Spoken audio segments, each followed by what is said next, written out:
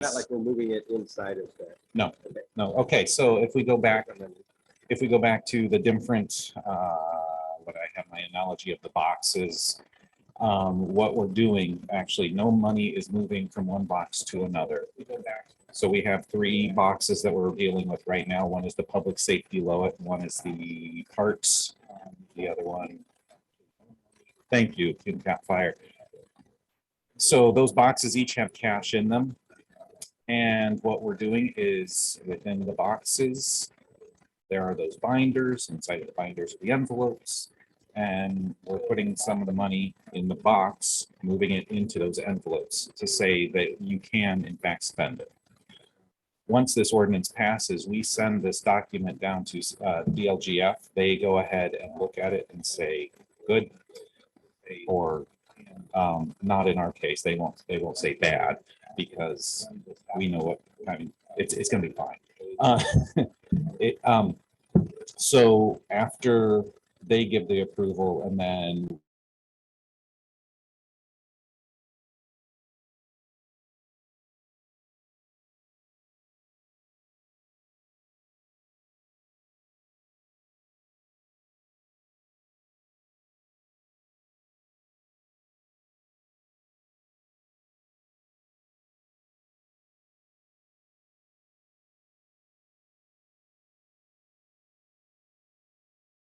he can, that's okay, because we know we get confirmation from the state that money is going to be coming into those boxes. So we're getting into the weeds a little bit, but this is a good primer for budgets that you'll be seeing in a month or two. Thank you. Yeah. Any additional questions from the council before we move into the public hearing phase? Okay, thank you, Jeffrey. This now opens the public hearing on the first reading of ordinance 5160. Is there anyone in the audience that wishes to speak to this ordinance? Oh, wait. This now opens the public hearing on the first reading of ordinance 5160. It was listed on the agenda as a public hearing. All right. Okay. Seeing, again, is there anybody who wishes to speak to that? All right. This closes the public hearing on the first reading of ordinance 5160. Back to the council. We have a motion and a second to pass ordinance 5160 on the first reading. Is the council prepared to vote? We are, ma'am. Okay. All in favor of passage of ordinance 5160? Please signify by saying aye. Aye. Opposed? The motion has passed unanimously. Is there an interest from the council in moving on to a second reading tonight? Signify by saying aye. There is. Aye. Would the clerk treasurer please read ordinance 5160 by title only? Ordinance 5160, additional appropriations. I move the passage of ordinance 5160 on second and final reading. Read ordinance 5160 by title only. Ordinance 5160, additional appropriations. Got it. There's a motion by Councilman Weddle and a second by Councilman Nisley. Are there any additional comments or discussion from the council? Any from the audience? Are you prepared to move forward with the vote? We are, ma'am. Okay. All in favor of passage of ordinance 5160 on second reading, please signify by saying aye. Aye. Opposed? The ordinance passes unanimously. That takes us to resolution 2023-10. Council President Weddle, would you please introduce the resolution? Clerk treasurer, please read resolution 2023-10 by title only. Resolution 2023-10, fiscal plan for the College Avenue, County Road 36 annexation. I move for the passage of resolution 2023-10. There's a motion from Councilman Weddle and a second from Councilman Nisley. Are there any questions or discussion from the audience? Or from the council, I'm sorry. Or the audience? Is the council prepared to vote? We are. Okay. All in favor of passage of the resolution, please signify by saying aye. Aye. Opposed? Okay. The resolution is passed unanimously. That moves us into ordinance 5157. Clerk Treasurer, please read ordinance 5157 by title only. Ordinance 5157, College Avenue, County Road 36 annexation, second reading. I move for the passage of ordinance 5157 on second and final reading. There's a motion by Councilman Weddle and a second by Nistley. Is there any discussion related to this ordinance? Just for the audience, I guess Bodie or Mark, can you just highlight what you're annexing, please?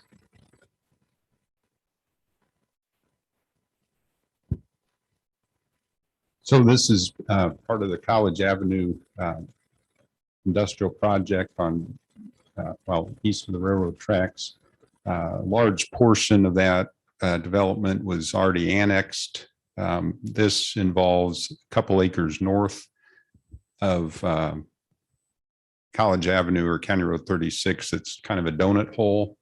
And then an additional 31 acres on the south side of College Avenue east of the current city boundary. There's no improvements in any of the land. Basically, we're adding about 209 feet of College Avenue that will need maintenance over the years.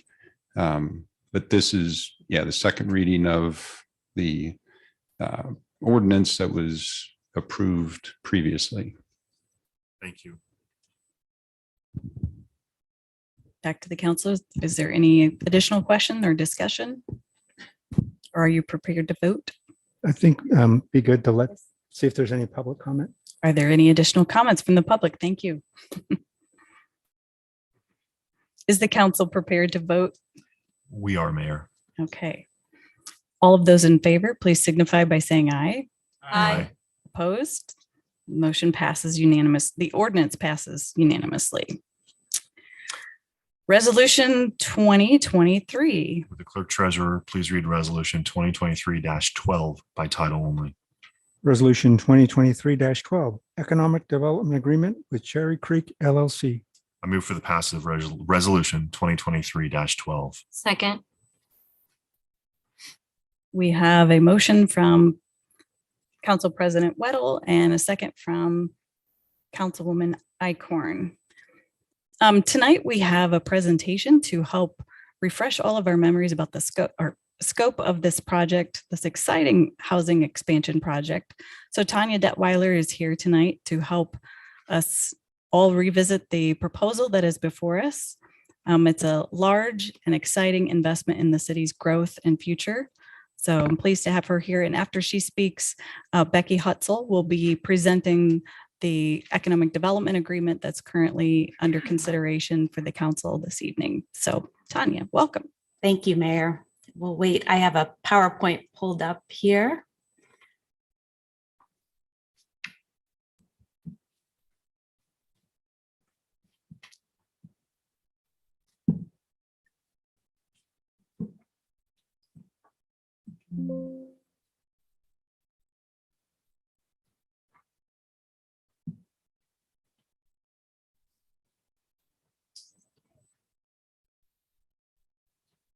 Look at it this way, Mayor. We're getting all the bugs out tonight. So that way in the future, there won't be I any. appreciate That's right. No that. problem. Good. It's all up from here. That's right.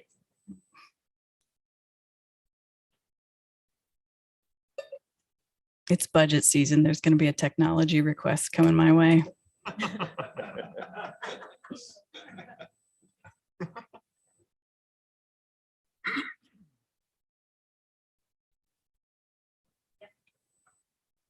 Okay, good evening, everybody.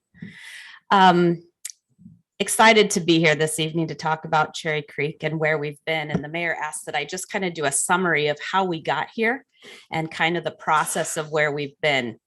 So when we talked about that, I went back and looked at my email, and the first email that we had about this project was actually July of 2022. So almost a year ago, we started having conversation. I'll always remember where I was when Mark Brinson actually emailed and said, would you consider coming to Goshen with an idea like Cherry Creek? Because I was in Germany at the time visiting our daughter. And anyway, I remember getting that email, Mark, and saying, yes, when I get back. So his email says, when you get back from Deutschland, let's have a talk. So we did. One of the things that you guys have done that was very helpful for us as we started to think about Cherry Creek Goshen was your structure point analysis. So we took a look at that with you, and in many different meetings looked at what did structure point find that we need, right? So we were particularly interested in the owner occupied portion of that evaluation because we wanted Cherry Creek, and we continue to want Cherry Creek to be a neighborhood of mostly homeowner occupied units. So we looked at that report. I pulled a piece of it that was very valuable for us in the beginning stages, where it talks about the demand for, again, this is just the owner occupied numbers, which was about 1,100 single family and 187 duplexes, 249 townhomes, and 477 other. So if you remember the 4,500 total by 2032, about 2,300 of those being owner occupied. Then there's that last sentence that I put in red because it meant more to us even than all of that, which was the demand for units currently in our town would be that if we could build 208 owner occupied units per year, we'd hit that goal. So Cherry Creek took those numbers and the conversations with the mayor and the deputy mayor, and we got busy starting to think about what could we do for the city of Goshen. It was going so smooth. Oh. Okay.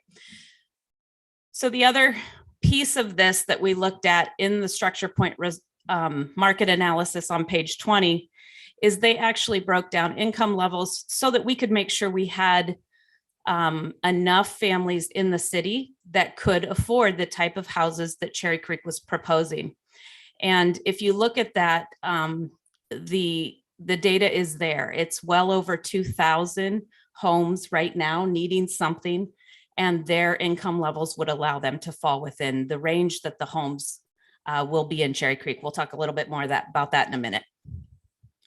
So we started to think about creating the Cherry Creek lifestyle. Lots of you have been excited about the south end of Goshen and how there is currently not a lot on the south end of Goshen. And so we have been dreaming about what could Cherry Creek provide that would kind of make the south end come alive.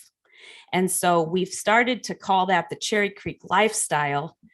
And in order to know what does the southern half or southern part of our community want, we hosted a number of events over the last few months to listen to what does our city want. On December 15th, the former mayor and I and Becky Hutzel, we did a presentation at Prairie View Elementary, and that was well attended. But we also met with other civic groups, and we met with Waterford Crossing Condo Association. We met with Goshen Green Drinks, which I see some of them here this evening. And we met with a number of other groups, Rotaries, Kiwanis, that kind of thing, to say, what is it that we could bring that would make the South End come alive? We got a lot of affirmation for Cherry Creek focusing on home ownership. You guys have been very creative in passing some things, some apartment complexes and rental opportunities in the community. And so Cherry Creek is an opportunity to offer home ownership in our community as well. Very high interest in the walkable and bikeable neighborhood. One of the lines that came out of one of the civic groups at the chamber was, we want to walk to 80% of our life. and the way that that fits in with sort of the fabric of what I believe Goshen is very neat with this project. So connecting the trail to Bethany from Cherry Creek and then all the way downtown, again, emphasizing a lifestyle, an active lifestyle, a walkable and bikeable community. And then water, water, water.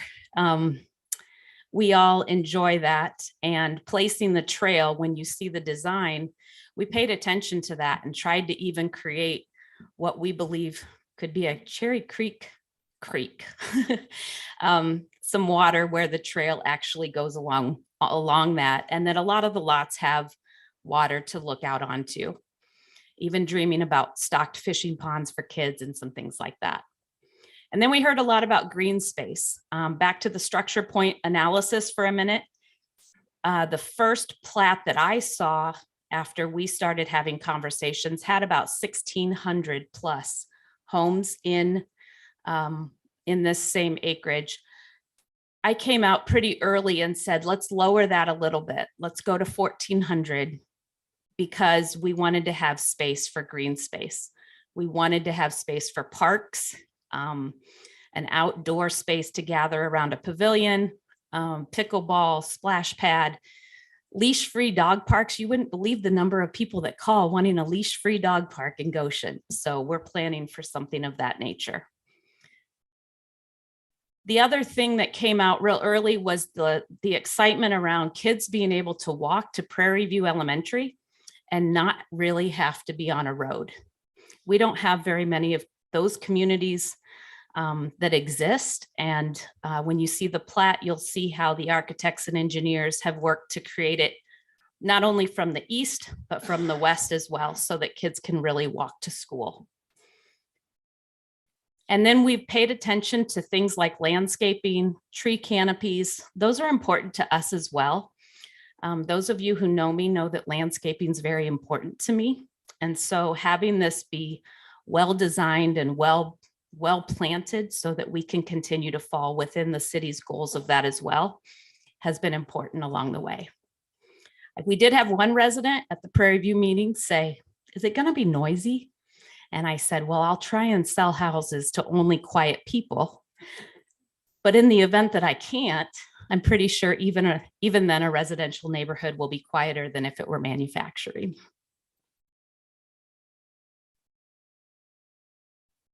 So here's the plat that we came up with. You have this in your packet. We're very excited about it, and I wanted to highlight a few of the things that we just talked about, but I want to highlight them so that you see where they are. The red trail going in and out of the plat is the 10-foot walking and biking trail that we mentioned. And you can see that it goes through the 170 acres and that it connects to Prairie View there on the north. And it connects to Bethany on the west side. Very excited about that. You'll notice when you come in off of the Waterford Mills Parkway that you see those larger buildings. Those are the condos. And Cherry Creek has, platted out single family attached townhouses and condos so that we can offer Goshen a wide variety of housing options. So in that corridor there, when you first pull in, that will be a well-manicured entrance into Cherry Creek, and the green space that you see is parks, kind of creating this idea that we're going to look out on one another and have some events and live music and restaurants and that kind of thing. One of the things in the plat that I wanted to highlight, it's a big enough neighborhood that we were able to create some various types of housing, even in the way we laid it out. So this is a picture of a pocket neighborhood, and there are several pockets available in Cherry Creek. And what a pocket does is it basically takes your front yards and puts them together, creating a larger front yard area that's then protected by your houses. Sidewalks go through it, and you're able to gather with your neighbors and friends. Kind of a neat idea. It's not all what's in Cherry Creek. There are normal housing sections of the plat, just like we know, but there are some pockets, and we're kind of excited to see if people, if this resonates with people. We did some focus groups and found that, especially with young families or mixing ages, this could be kind of exciting. We'll have some rooftop seating. These are sketches and schematic designs at this point, but on top of the condos, as well as on top of the pavilion that I mentioned, we'll have some rooftop seating. And so we're pretty excited about the feel of that and the uniqueness of that for our town. And then this is an example of kind of that park that I mentioned between the condos where people can gather and listen to music and have some events. There was interest in a splash pad, so we're going to provide that somewhere within Cherry Creek. We have an area identified that again is on the corridor, but that will be exciting for the young kids. One of the things that's unique about Cherry Creek is that it is located just south of Waterford Crossing and Prairie View Elementary School. And anytime there's an opportunity to build housing around both ages, that's an exciting opportunity for our community as well. And so we are already in conversation with a child care center. You'll hear more from the director during the public comments for bringing childcare to Cherry Creek, and how exciting that is for the people there and the people in the community to have access to more childcare. We also dream and have started conversations about what we might do intergenerationally with Waterford Crossing. And you'll hear from them a little bit tonight, but there's some exciting things that we can do when we mix the young and the old. Becky's going to get into this in much more detail than I am, but I wanted to highlight why we're here tonight with the development agreement in front of you. When we started back in July with Mark and former Mayor Jeremy talking about TIF and our investment in this project, we had thought a 75-25 split would get it done. At that point, we were still in the dreaming phase of what will this look like. And we knew that a 75-25 split would create about 22 million for infrastructure, public infrastructure. At that point, we were talking about it being a publicly installed project. And we still needed to get cost estimates. We knew that. That's what you do when you start this project. In about May of this year, the legislative body changed the House Bill 1002, which took the 25 years down to 20. And again, Becky will go into much more detail about what this did. But essentially, it took the dollars that were available for the public infrastructure, the roads, the utilities, stormwater, all the things that are public in the right of way, and took it from 25 years down to 20. So the effect that that had was a 20-year TIF. In order to stay at the same amount of money that we need for the public infrastructure, we had to do 100% of the TIF instead of 75%. And that's what we're requesting this evening. And we decided to do a public and private partnership with the infrastructure installation, partly because we can save some resources there. And with all of the savings, the best number we have tonight is that we're looking at about 31 million for the infrastructure. So that leaves a gap as it is right now. And we're prepared to continue to work with the city for that gap, but it did dramatically change how we got here tonight. We know that tonight is a step in many of the steps that we'll go through to get this to be a reality for Goshen. We continue to appreciate the support of all of you on this project. It has certainly been a joy so far to think about creating something that literally makes the South End come alive. For the city, we know that you're going to continue to have conversations about growth and expanding services and financial analyses and how you connect the trail and all of those things. That would be expected, that as a growth of 4,500 homes by 2032, that there's a lot of work to get done. On our end, we also have to work at growth strategies. How are we going to get these built? How quickly can we get these built? We're going to sign an agreement as soon as the development agreement passes, that will get us started on the PUD and the marketing plan. And there's a lot of work that needs to go into that so that we can be back in front of you with a full PUD. We'll be working for funding streams and work on that infrastructure gap. And we'll be working on bond negotiations, and those are ongoing. Those get started as soon as we get through this phase. And the bid process and the construction, our goal with the timeline has always been to try to not lose all of 2023. We want to be able to move dirt and start the grading process this fall. That gets us a jump start on 2024 so that we can really hit the ground running with utilities and roads in 2024. So I've outlined a timeline.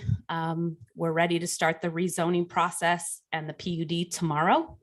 And we're ready to be back before the council in August and various commissions within the city for review in August and September, so that in the fall we can get started. And that is Cherry Creek. Thank you very much, Tanya. Appreciate that. Becky.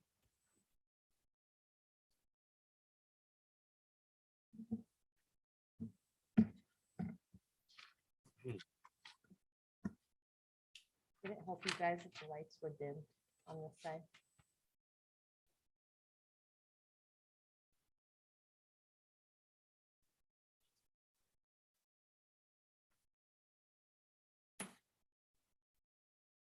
We're all learning tonight, Becky.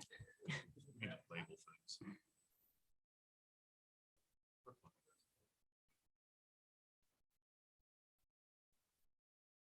It's working. There you go. Good job. So you can get it turned back on again. Nope, don't need it. All right, I am Becky Hutzel, Redevelopment Director for the City of Goshen. And I'm going to just sort of walk through how we have been involved thus far, kind of touching on some of the same stuff Tanya talked about.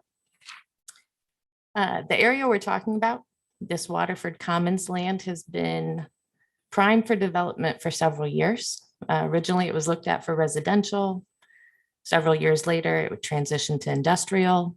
We came back before the council last fall with the request that it be transitioned back to R3 residential. And that was passed at that time, knowing there was a lot of work left to do, which we have been working through since then. The rezoning was approved. That was around the same time that we were wrapping up the housing study that was mentioned by the developer here. That was completed in April of last year. As she mentioned, it's showing that our total market demand for housing in Goshen through 2030 is about 4,400 homes. And of those, about half, a little more than half, would be rental units at 2,466, with about 2,000 owner occupied units. And duplicating what she said, the demand shows that on an annual basis between now and through 2032, our market can absorb about 208 owner occupied units and about 250 rental units per year to meet the demand that's currently here, and then the future growth that they anticipate seeing in Goshen. Study showed that we have just under 24,000 workers that commute into Goshen daily for work. Park 33 was one of our first big apartment complexes.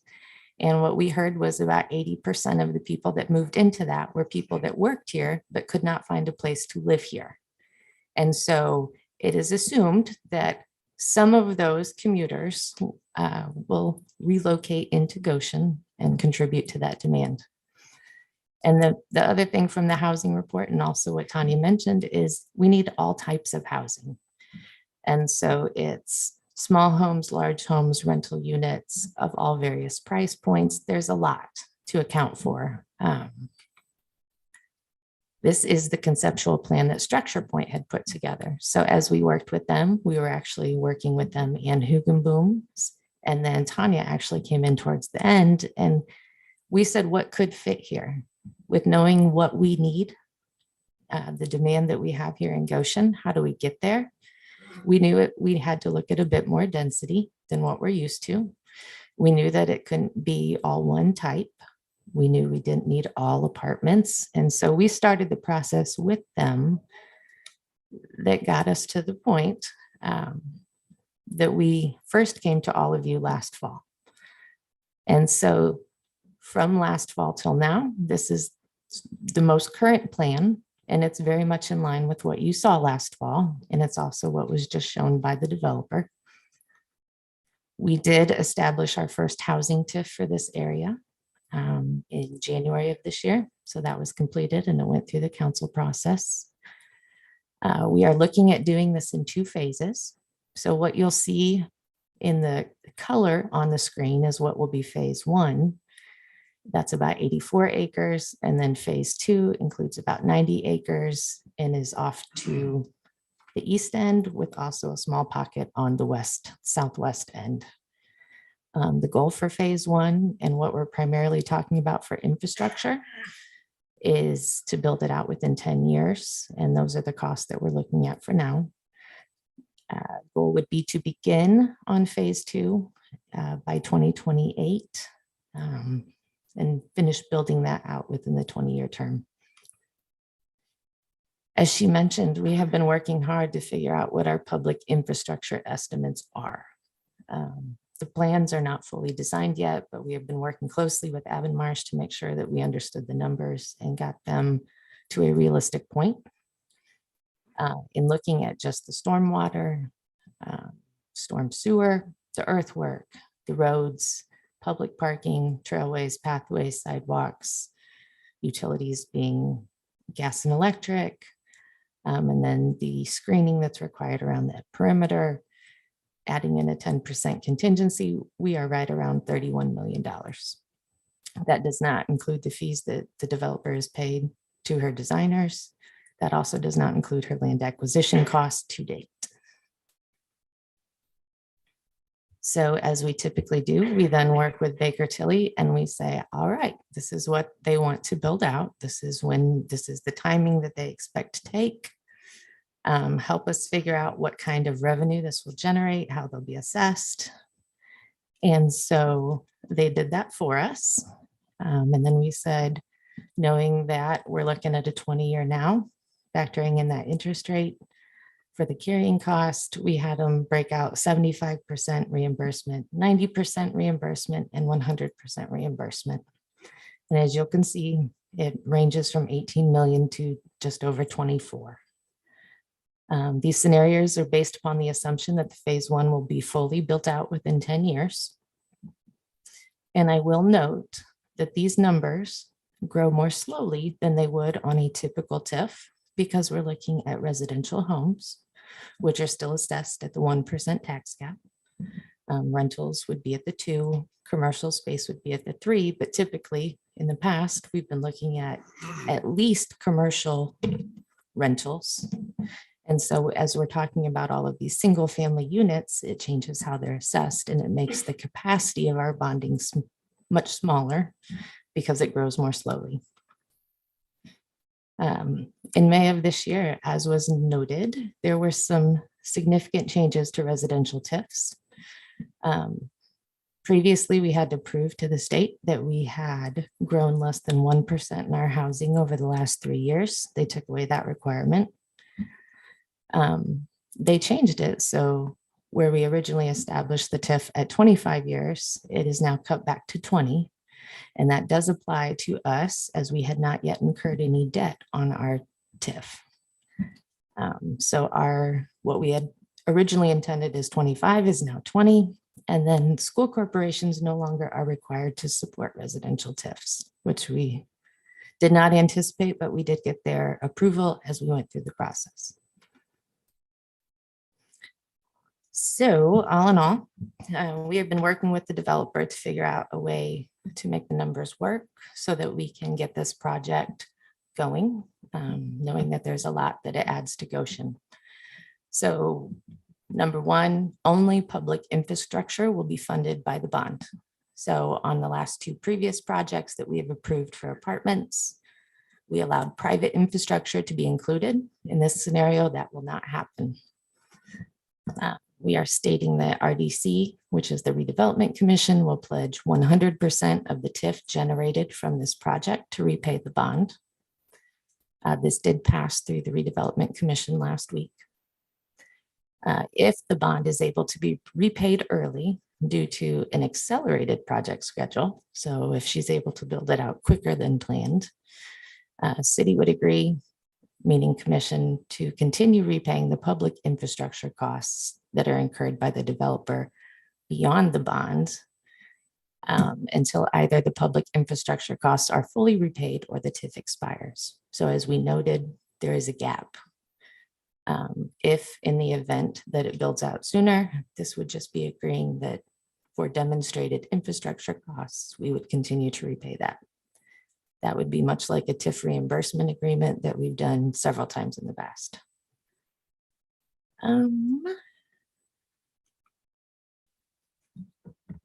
So for phase 2 of the project, as these costs only include phase 1, the city agrees to explore the new RLF program. That's part of some recent legislature.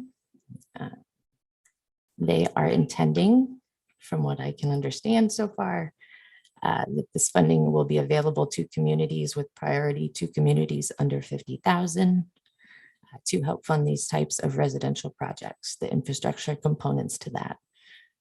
That goes into effect July 1st. So they are still working on all the details of that program, and we will continue to be involved in that and following how that develops.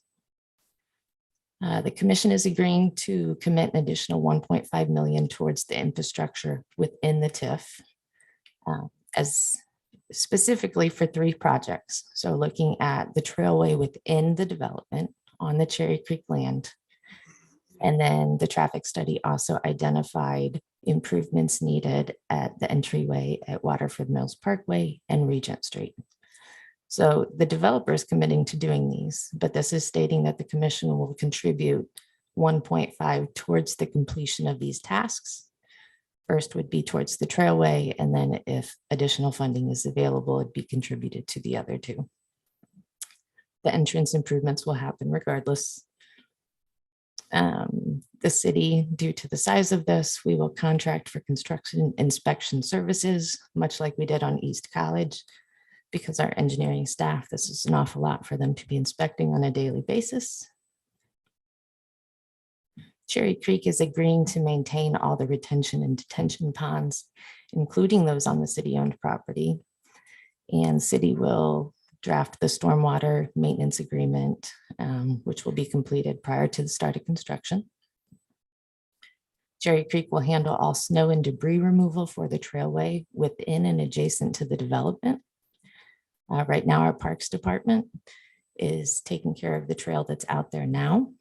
Cherry Creek would be willing to state that they'll do that portion as well as all of those trailways within their development to assist the kids in getting to school and that type of thing. The city will commit to connecting the Cherry Creek Trailway to the Winona Trail adjacent to Bethany Christian School. That's actually a project that was already factored into our capital plan.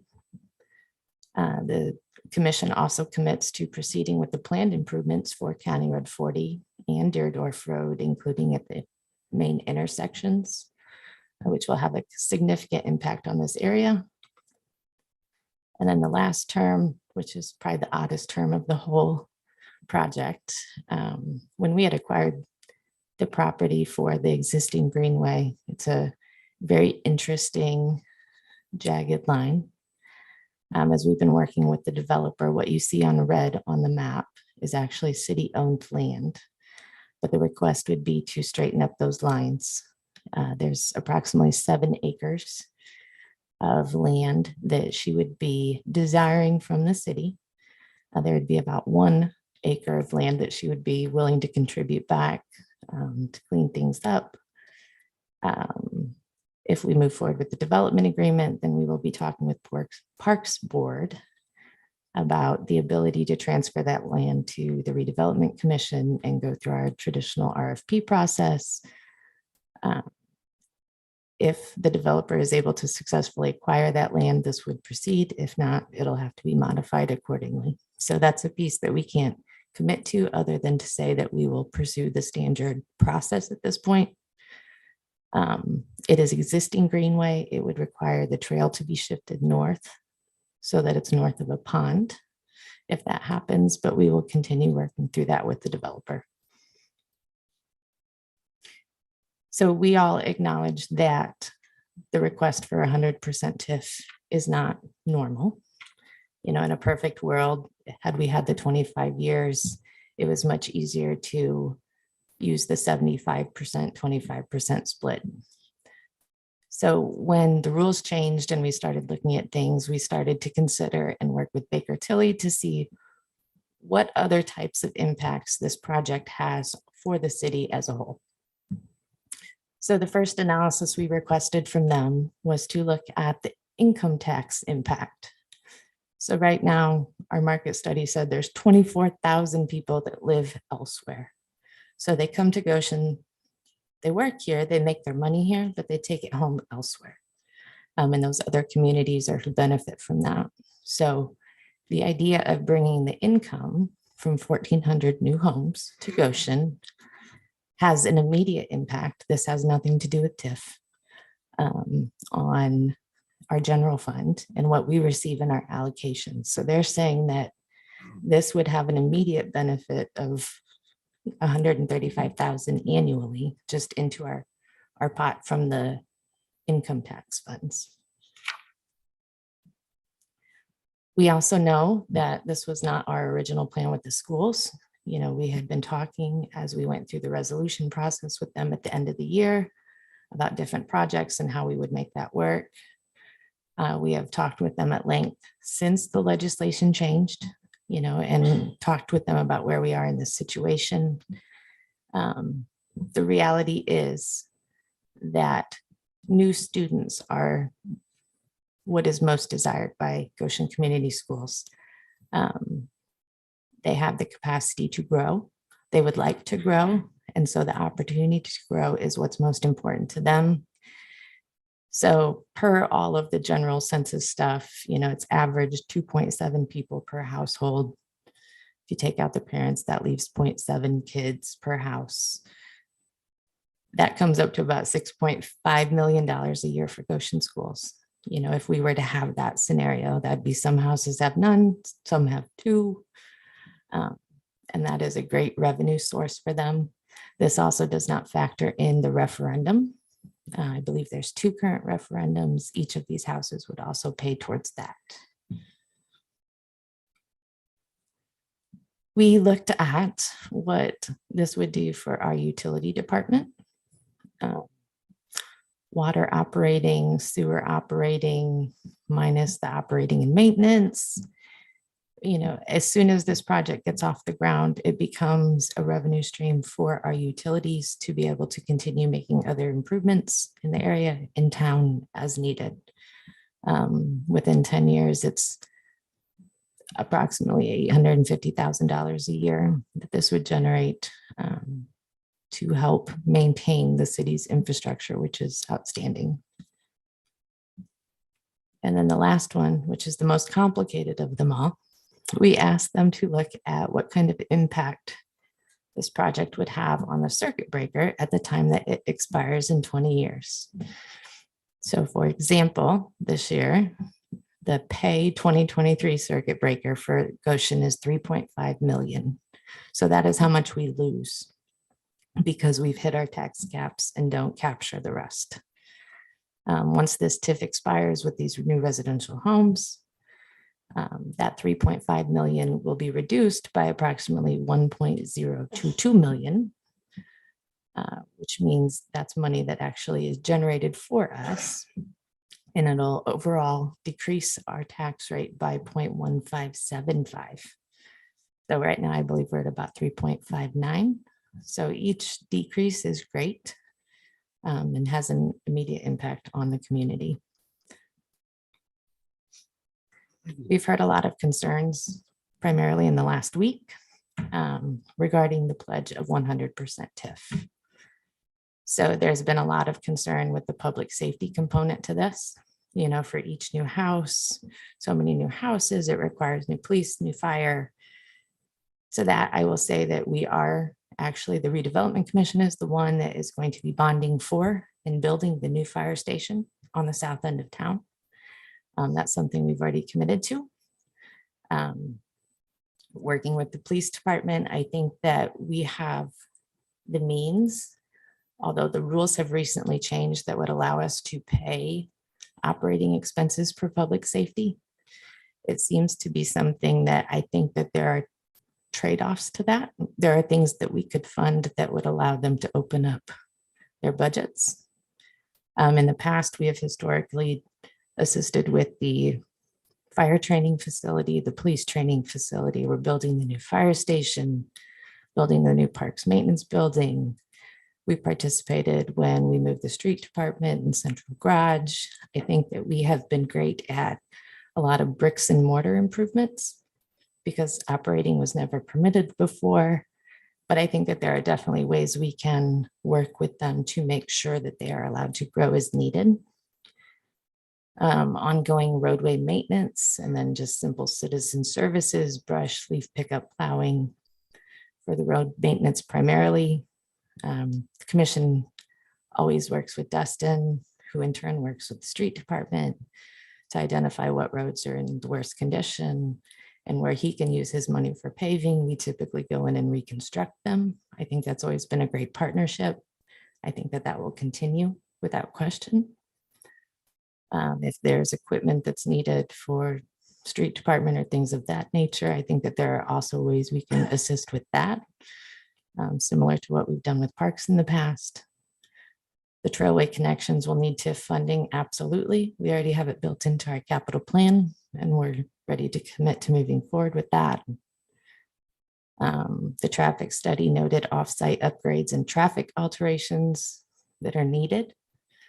At this point, we are agreeing to contribute towards those if it's available after the trailway.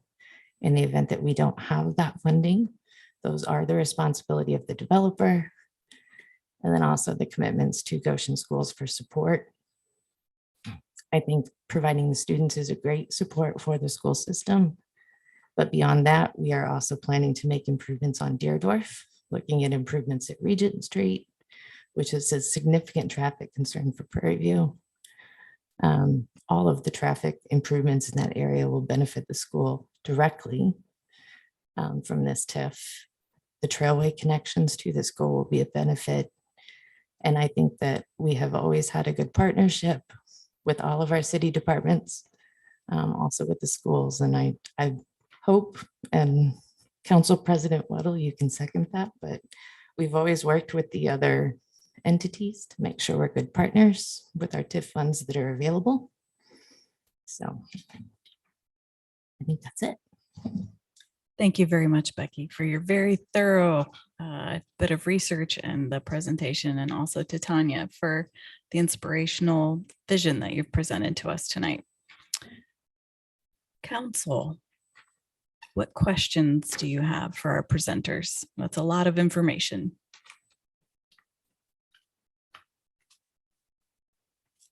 Thank you. So a question for the Council President Weddle in terms of RDC. We also have Brian Garber here tonight. So I'm walking. He's the president of the Redevelopment Commission.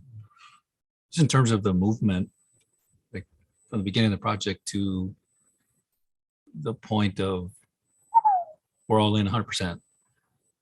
Maybe you can explain some of that rationale, and had you all been looking at the RDC pledge of all that 1.5 and all that before that, or how does that come to? So as Right Becky on. had said, a number of these things are already built into our capital plan, the trailway, I think you mentioned. Some of those things were just natural fits anyway. And I would say this is very similar to the other redevelopment commission projects that we've partnered with that the city has passed as well when it comes to aerial cycle works and Lincoln Avenue. I'm sorry, not Lincoln Avenue, East College, where the whole goal initially was 75-25. And then when the estimates actually come in and you see it's just unreasonable, then you start looking at these numbers more. And I think the redevelopment commission, all the members looked at that, analyzed it, and realized that that was the only way it was going to happen. And I would say that the combination of Becky and Mark Brinson, who's been part of the redevelopment commission for a long time, they've done an excellent job with our capital plan, looking at 5 and 10 years out to make sure that we have the capacity to do projects that are needed, and that it gets adjusted. We look at that annually. I don't know. What's that? Monthly. Yeah. And so I feel confident in saying that this wouldn't have come before the redevelopment commission, let alone the city council, had the redevelopment commission didn't feel like they had the capacity to move forward with this. So, and we'll also kind of reiterate here, the city is potentially getting $31 million of infrastructure for a cost of $22 million. Or was it 24 million? It's a $7 million infrastructure gift that hasn't really even been mentioned here. So I'm not sure if that answered your question. I'm sure Mr. Garber could probably, he says no. Not yet.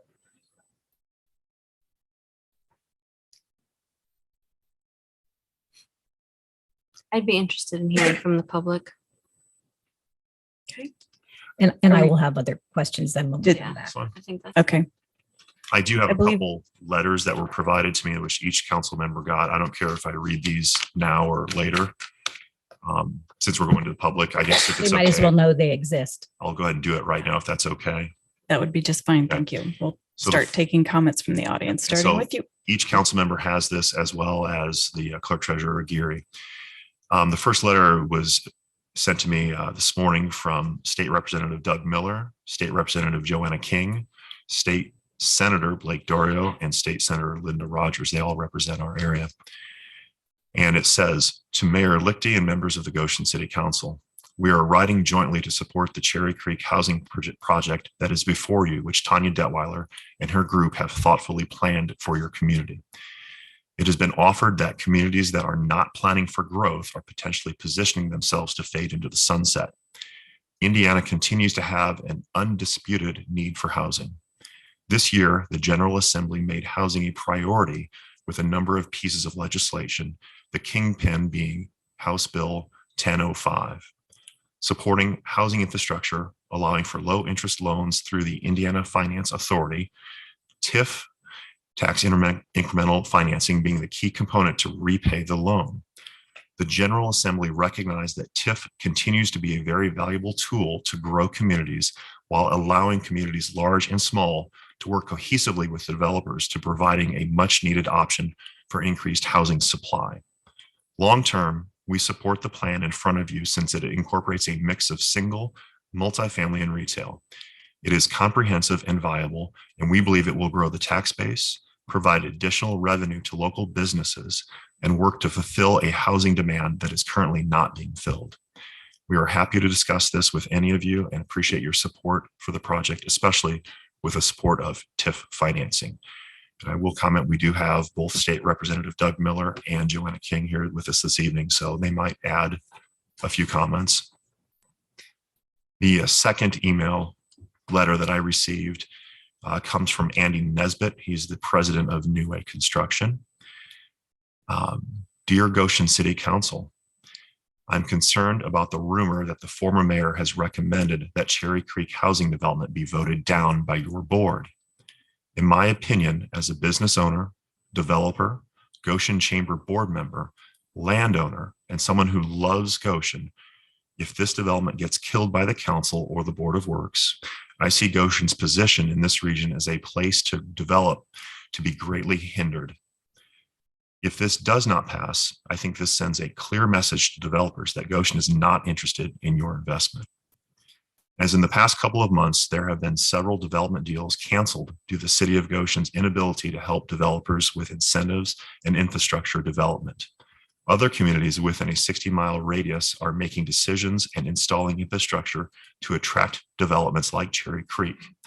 If Goshen cannot get more housing units, the manufacturing business in Goshen, which by the way has been the reason why the city is thriving as it is, will have to look elsewhere to build more spaces so they can grow their businesses. We need these housing units for workers to live so we can grow our industrial base as well. I also sat on the strategic planning committee for the city, and through the surveys to community members, the overwhelming sentiment was we need more housing. Please pass this to Goshen. Please pass this so Goshen can continue to grow and thrive. And again, that was Andy Nesbitt from New Way Construction. Thank you. Now, that's public comment and more, please. Okay, we'll open this for public comment. Yes, if you can please come to the podium and state your name for the council, and if you could please sign your name also on the roster very clearly, so the clerk treasurer can read your handwriting later for the meeting minutes and know who has spoken. And So we'll also have a 3-minute time limit, which I will not start. As everyone knows, I will not start till you've signed in, kind of collected yourself, and then we'll give you a little heads up when we're there. I'm Sharon Risser, and I'm the manager for the Condominium Association at Waterford Crossing. I'm also representing Trilogy Healthcare. They were not able to be here tonight, but they told me to share their support. We are pleased that that land south of us is not going to be factories. When the condo association heard about the Cherry Creek plan, there was a resounding whoo, because we were worried about how factories would impact our community. In discussion with how we have had much discussion with Tanya on how we can joint venture. We see that we can strengthen what older people who choose to live at Cherry Creek can benefit from, and what the seniors who already live at Waterford Crossing can enjoy at Cherry Creek. I know many of us at Waterford Crossing are looking forward to a coffee shop, pickleball, connected paths for walking, places to eat, use of the pool, shared concerts. And the question is, how soon? Some of us don't have 10 years to wait. We know that everything won't happen at once, but we look forward to watching Cherry Creek grow and to see how we can become part of the dream. thank you, Sharon.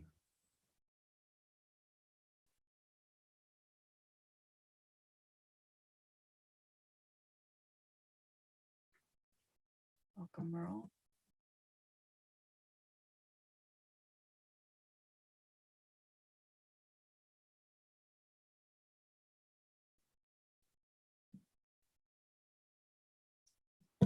Merle Nofziger with Hook and Boom Nofziger. This has been a dream with Hook and Boom Nofziger for some 30 years. From the get-go, the linear park, which would accommodate this walking path, was part of our dream. We hope that someday it would start at County Road 27, go all the way through this new proposal, and end up behind Waterford School and Bethany. And it looks like it's finally going to be a reality. And as I said, this has been a 35 year in dreaming this plan, and we compliment Tanya for her thoroughness. Thank you.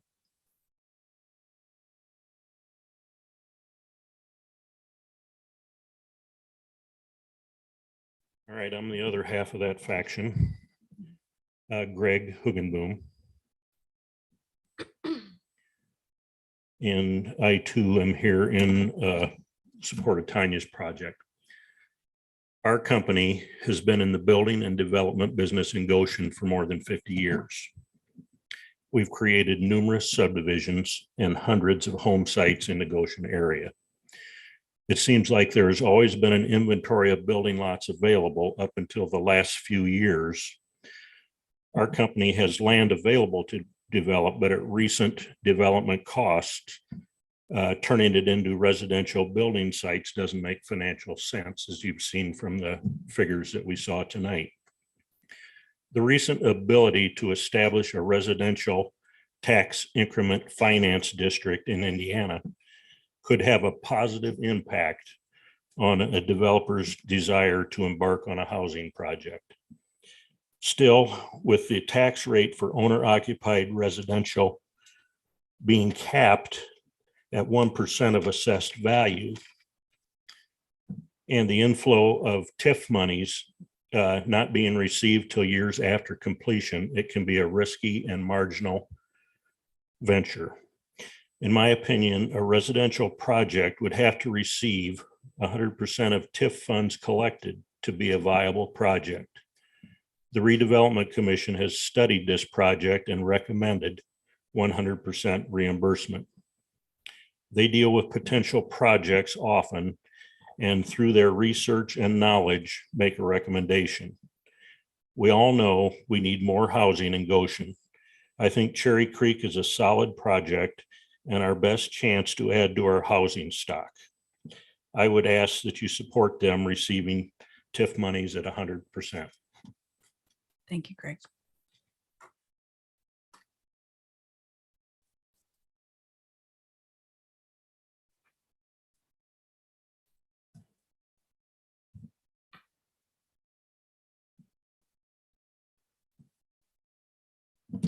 Good evening.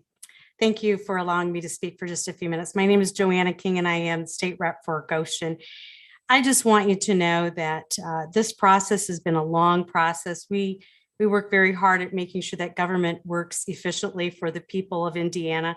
We don't always get it right, but House Bill 1005 is a good example of making a change in Indiana law to really help with the housing infrastructure that needs to that will help take care of some of the housing needs we have in Indiana. Indiana was recently voted as one of the best states for businesses to build in. We have a great tax climate for businesses. One of the hurdles that we keep hearing is the lack of housing available in the state of Indiana. And it's not just this district, it's all across the state of Indiana. That's why House Bill 1005 was drafted. It moved through the legislature bipartisan. It was near unanimous. It may have been unanimous the whole way across, but it's just a really good example of working together to help empower political subdivisions like Goshen to be able to work with developers to create a win-win for the people here of Goshen, for the state of Indiana, and most certainly for the families that want to live here in Goshen. I urge your support of this. Thank you. Thank you, Representative King.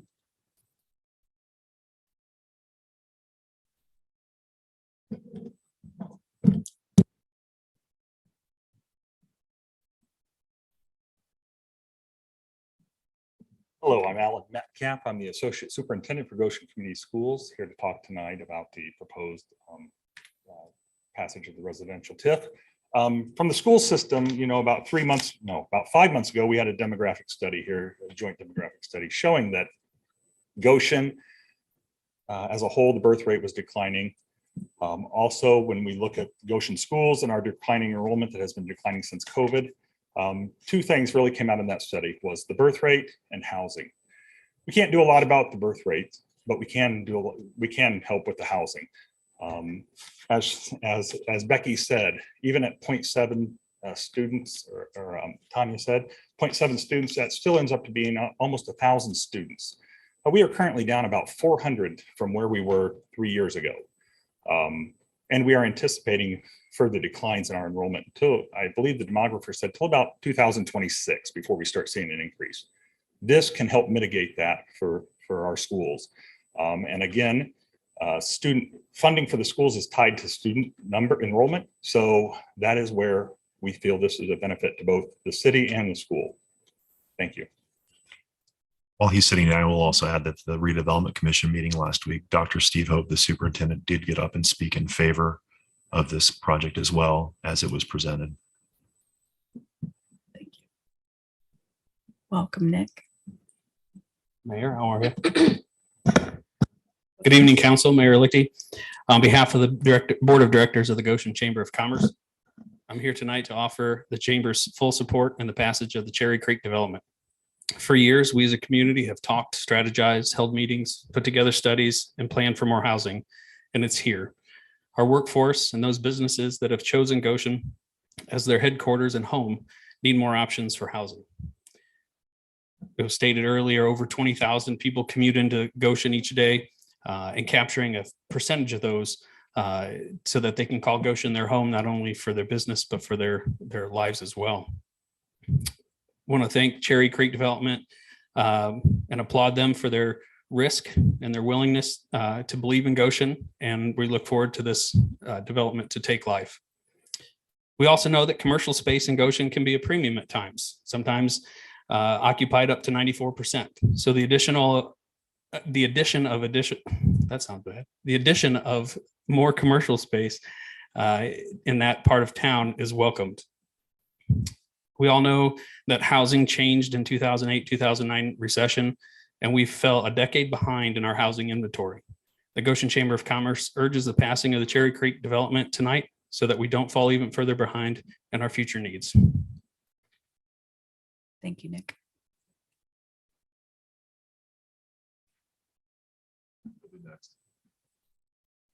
Did I jump ahead of somebody?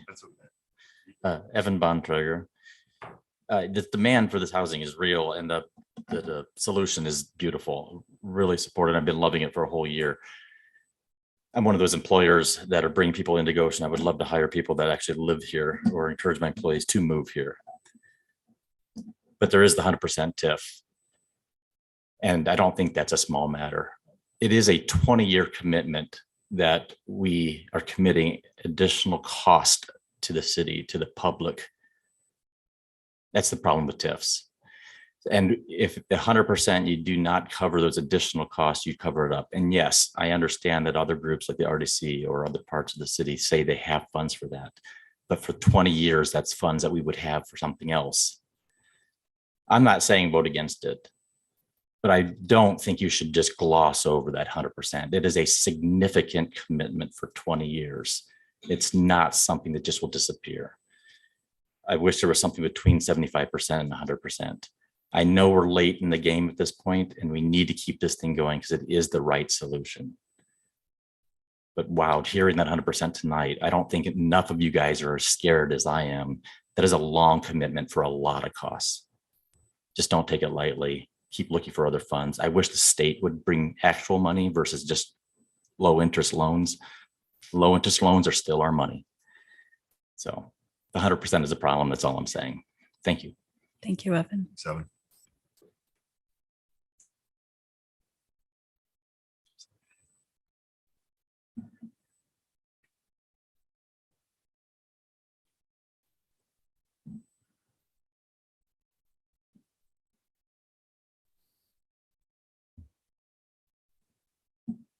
Hi, I am the child care director that Tanya alluded to. I am Janet Whalen Couch. I'm executive director of Campus Center for Young Children, located here in Goshen at Goshen College. We have been serving the Goshen community now for 26 years, serving children ages, 12 months through 5 years old. I would dare say that there's former CCYC parents in this room.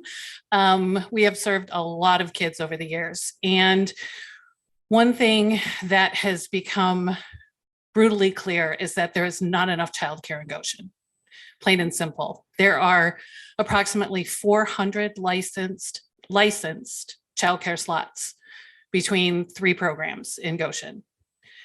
That's not enough. We have a waiting list currently into the 25-26 school year. We get applications for children who have yet to be born. It's an issue. And if you're bringing 24,000 people into Goshen every single day, where are they leaving their kids? So when Tanya approached me a couple of months ago about the possibility of CCYC being the ground floor of one of the condominiums, we jumped at it. And because we see the need, and not only the need for childcare, but the opportunity to provide intergenerational care is something that is cutting edge. And it's just like a huge benefit for children and for elders. And we talked with Waterford Crossing a couple of weeks ago. They're very excited about that possibility, but the urgency is great. We are hopeful to be part of phase 1. So that would be opening at the latest, I believe, the fall of 2026. That's not going to take care of my waiting list, but it will add we hope to add 100 slots. So we would basically be doubling our current enrollment, staying where we are, just expanding. Parents can't work if they don't have childcare. They go hand in hand. And we know that investing in the first 5 years of life is the most important in a child's development. That's when 90% of the brain is developed. And we are also preparing those kids to attend Goshen Public Schools. So I would ask that you take into great consideration not only the stuff that I don't understand about the taxes and all that stuff, but the families that will be impacted by this and how the future of Goshen will be impacted by bringing younger families into the area. Thank you. Thank you, Janet. Well, the next one's coming up. I remember as an elementary school student at Waterford, she mentioned intergenerational connection there. I remember as an elementary student going, I think it was once every other week to Greencroft. And we had interactions with, we adopted grandparents. It was pretty neat. So I think that's something that she's alluding to that would be pretty interesting. Good evening. My name is Doug Miller. I'm a state rep. I serve alongside Joanna King in the General Assembly, and I represent the vast majority of Elkhart and the town of Bristol. I've been a home builder and developer all my life, both single and multifamily. I've also had the good pleasure of being able to use the knowledge that I have on that issue in the General Assembly, which is actually a direct result then of House Bill 1005. To put what is before you into perspective, if we just look at the last decade, Indiana was a 30,000 building permit state per year. Through the downturn, we probably built 7,000 homes a year. This past year was our best year in the terms of recovery, and we hit about 17,500 homes. Conservatively speaking, from 2007 to 2017, we lost 200,000 homes. We didn't build them. We didn't have the resources, we didn't have the manpower. And now what's before you, and let me tell you, this project is like the parting of the Red Sea. You've got one of the best pieces of ground that you could have for what buyers want, right? You got water to walk along. You've got a bike trail. You've got a mixed use development. You've got retail. You've got walkability to school. That's a developer's dream, right? That's a resident's dream. It's an opportunity to create a tax base, immediate tax base. One comment was made that there should be more to 1005 than just low interest rate loans. I somewhat take issue with that because history at the General Assembly says that when we allocate funding, we do it long-term and we make it replenishable. There was a comment made this evening that Goshen has the ability to pay its bills. The state of Indiana has the ability to pay its bills. And that's one of the reasons you guys have a AAA credit rating. And that's one of the reasons you guys can borrow money at one of the lowest costs of any of the states around us. This is a fantastic opportunity for the city of Goshen to take a leap forward and say, you know what? We believe in our community. We believe in housing. And housing, quite frankly, as witnessed in my 45 years in the building industry, housing is an economic development driver.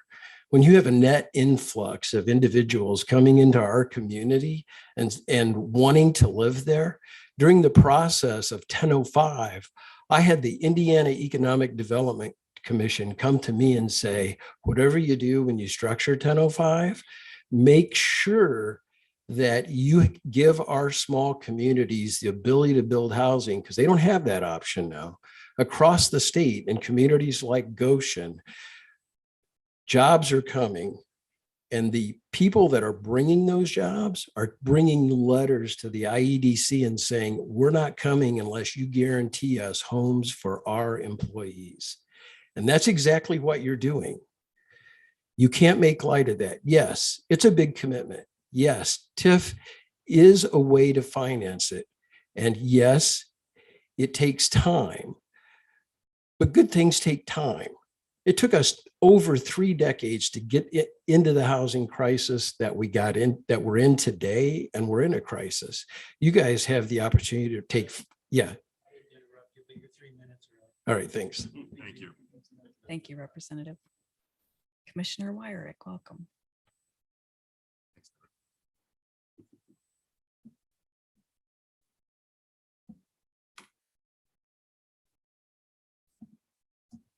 Good evening and congratulations and welcome, Mayor Lichty. I'm here to speak in favor of the request on hand. I realize that 100% TIF is a challenge. It's a new way for any of our local communities to fund these types of developments or to help incentivize these types of developments. Without this incentivization, we will continue to fall behind in the housing market. We are not the only ones having to consider this type of investment. I've heard that there are other communities doing 110% of the TIF. They're taking TIFs and adding additional cash to draw these types of development to your communities. In Elkhart County, we would love to see additional growth because residential growth is economic development. It is economic growth. You will help your schools, you will help your retail, you will help your sales tax with additional development, not to mention, as you all well know, the inclusion of placemaking that is in this development is not everywhere. There is a great opportunity. There's a cherry to pick here, so to speak. And I encourage you to look at this type of development and really consider voting for something that would be new for Elkhart County and in Goshen specifically. That additional 25% to bring them up to that 100%, which is roughly a $24 million payback, where they will still lose $7 million. If they don't get that, I can almost guarantee you that they will not be able to develop here at all, and you will lose this project. That $7 million is a big gift from Cherry Creek development. I was still stuck on my pun. I couldn't come off of it. And anyway, it's a big gift to this community. And like, you know, you have other development funding some of the resources around this. Cherry Creek has also committed to taking on some expenses that would very likely fall back to this council and this community. So I strongly encourage you to support this project and really not take lightly to the 100% reimbursement, because it is a big deal, but it is the first step in really encouraging mixed use development and increasing your neighborhoods within Elkhart County and Goshen specifically. Thank you. Thank you, Commissioner.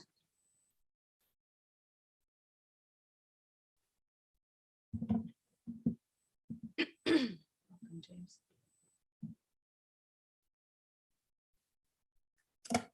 Hi, I'm James Lowen. I live here in town. I'm a big supporter of this very exciting project. Congratulations to Tanya and her team, and to the rest of all of the many collaborators, many of whom are here today. I think it's a great project. I want to raise something that's a little bit different. It's another consideration that hasn't been discussed, and it's a little technical. It has to do with HVAC.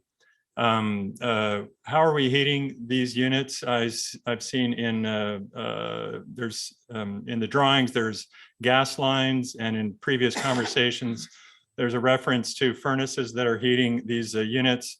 It's the no-brainer. It's the conventional way to go. Of course, we're going to do that. I would say, let's think about this. Is that really the direction we want to go? Why not electrify this whole thing completely? Get rid of your natural gas lines, take advantage of IRA funding that can subsidize heat pumps. So what do heat pumps do? You put in a heat pump, you don't need a furnace. You have one appliance that does your heating in the winter and does your cooling in the summer. So you're saving capital costs. You're also saving capital costs of all those gas lines. A downside of all the heat pumps, of course, is that they're more expensive to run. So, oops, that's a problem. Does the savings initially, how does that measure up against the operational increase? On the other hand, I'm not sure. What do the engineers say? But that's about air source heat pumps. Just to be slightly technical, there's another kind of heat pump that runs on what's called ground source, where it's a rather expensive way. You drill these holes in the ground and you exchange heat with the ground, not with the air. You have much, much higher efficiencies both in the summer and in the winter. It's fantastic, but it's expensive. But what do we have here? We've got all these water features.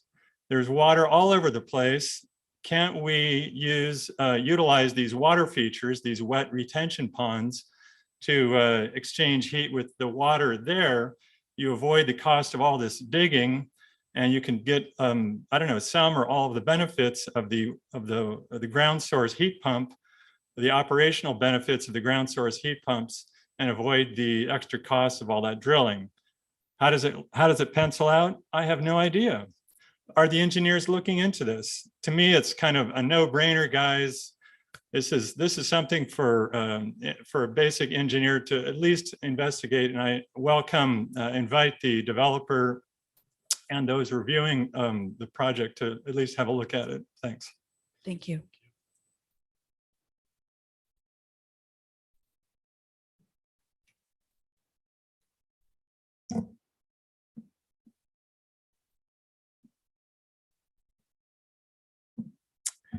Brian Garber. I am the president of the RDC. Right before the meeting last week, we did not get this proposal until about 4 or 5 hours right before it. So I know Brett and I and everybody was speed reading it, trying to study it out as best we could and calling with questions to Becky about it and such of that nature. I was looking more toward a 75-25, especially since it's a greenfield, never really good ground there. But since they've changed it from a 25-year to a 20-year, it just doesn't make economic sense. So my personal thinking was the pros outweigh the cons to do this, and it'd definitely be a great benefit for Goshen. It did pass RDC 4-0. And they will be on the line for it, because if it doesn't get built, we are not responsible. That's correct. Yep. So thank you. The developer will be responsible, not the redevelopment commission. Just want to Yeah, thank you. put a sharper point on that. Thank you for that clarification, Brett. Clarification. Short one.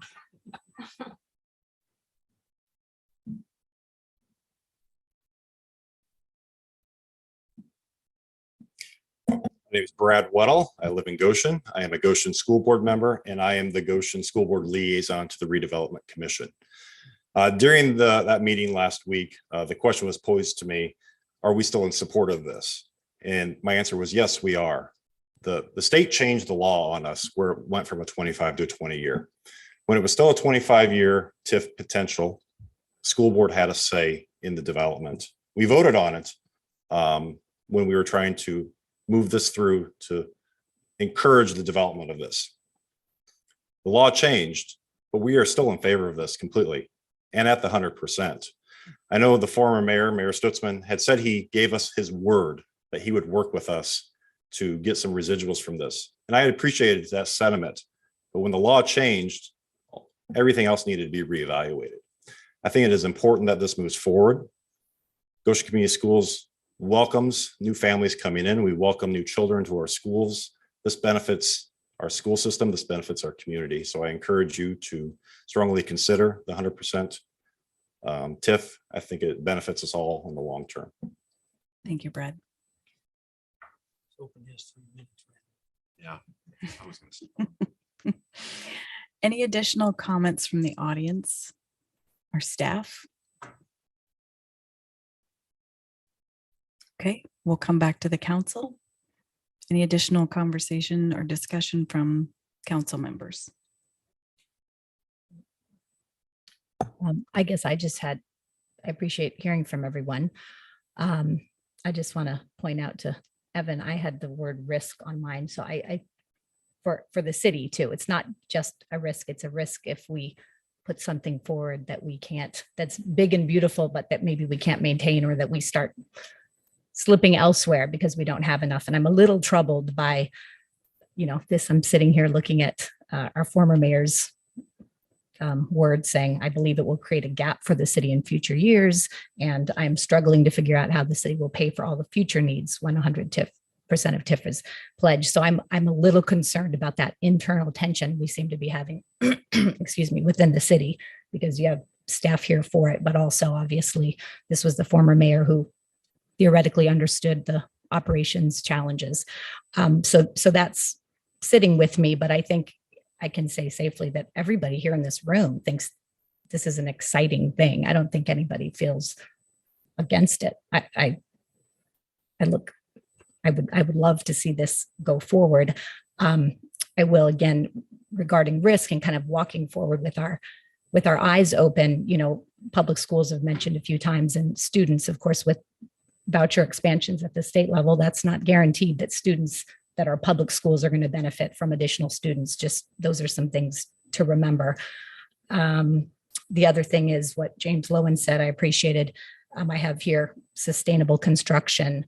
And, we've talked about this, and I've heard Tanya talk about that she wants it that way. So I look forward to getting some of that more tangible, that we know that, with strategic growth planning. I think over and over again, we hear that Goshen residents want sustainable, sustainability, tree canopy. We want to be building things that will last for the future, that are carbon friendly and such. So I hope to see those kinds of things. And just finally, I just want to make sure we have reassurance that we really can do what we need to do with public safety and streets and engineering. And I'm not sure exactly how to get the reassurance I want in this moment, but that's something I think we all want everything. And so the question is, can we accomplish everything?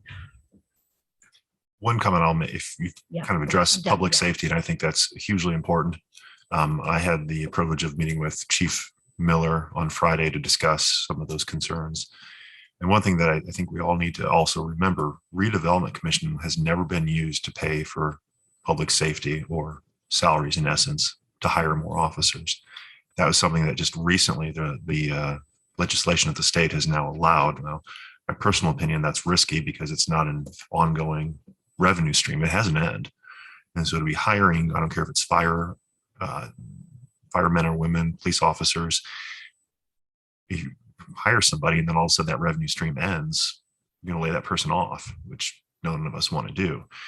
That's why I've been very willing in the past with the redevelopment commission to support, I can't remember who mentioned it earlier, the brick and mortar, the police training facility, the fire training facility, the new fire station on the south side of town. I think those are viable things to put towards public safety, which then helps free up funds within their budget for other things like officers. I think Becky mentioned too, and I know that Chief Miller mentioned, he needs 6 new cars a year, roughly. That's not cheap. He told me it's $70,000 to put one of those things on the road.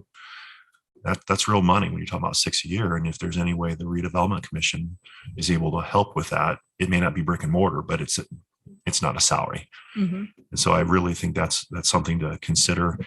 And you're right, maintaining the streets. Those are tough questions. I had a conversation with someone the other day about, I don't care what the development is, there's going to be costs. There will be costs to everything that we do. And if we're not willing to work through those difficult conversations on how to cover those costs, then we're not being serious about wanting to grow. So, I will echo, I think, Evan, your comments were very on point. We all want this, but we have to really think about it and make sure it's the right thing and that we're protected.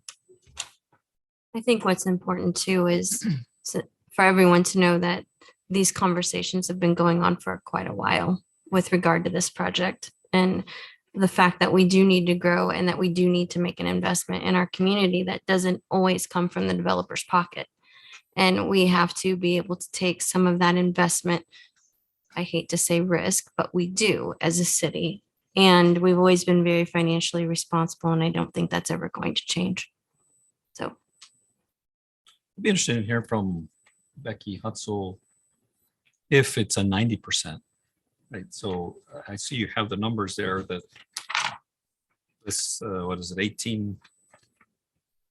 Trying to find the slide here where you have that listed. Sorry. It's on page 4. Oh, yeah. So how much in terms, if we look at a 90% TIF, which I understand that the developer is definitely looking for the 100%. But if we would say 90%, how does the city you all staff feel comfortable with at least I mean, you were shooting for the 75-25, it'll all change. Ooh, okay, got it. But is a 90% help us? I mean, it would help us, but in terms of how much is that viable? Should we look at that? Should we all in for 100%? So I think my response to that would be, at that point, it becomes whether the developer is willing to take on 2 million additional in public infrastructure loss. That is all land that she has paid to acquire. She's paying to design. She's overseeing construction for, and then she's turning around and giving to us. And so, she plugs that into her numbers as well. If that's as willing, if that's as high as the council's willing to go, then it turns into a question for the developer. Is that something you're willing to take on? And I think that's a big ask. 2 million additional dollars is a lot. So it changes the conversation. So you're in favor of the 100%. When we were at 75% for 25 years, we were at about 21 to 22 million. All of a sudden, when we lose the last 5 years, which are the highest TIF generating years, the number dropped down to just barely 18 million. And that's where the conversation started to change. Throughout all of that, as well as when we were working on really refining the cost estimates.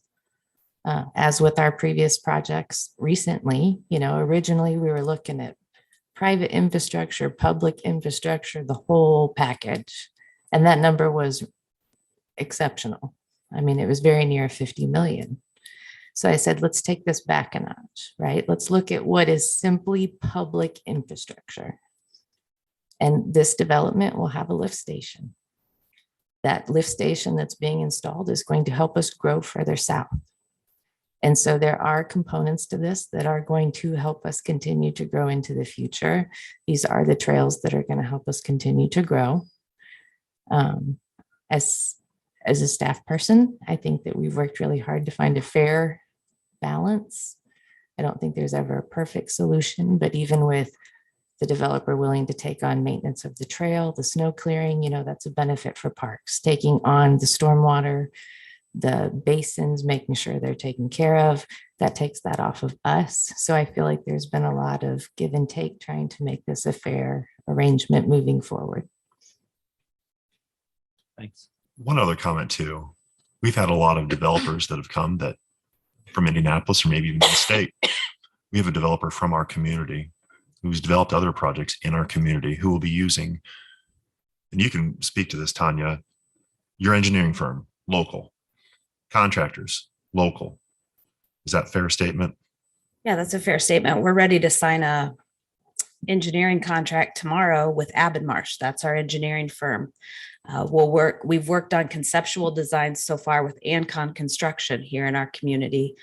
All of our subs that we've used in the previous development that Brett mentioned are local contractors that live in our communities and make a living here, often many of them in Goshen city limits. So we will continue to use our local people.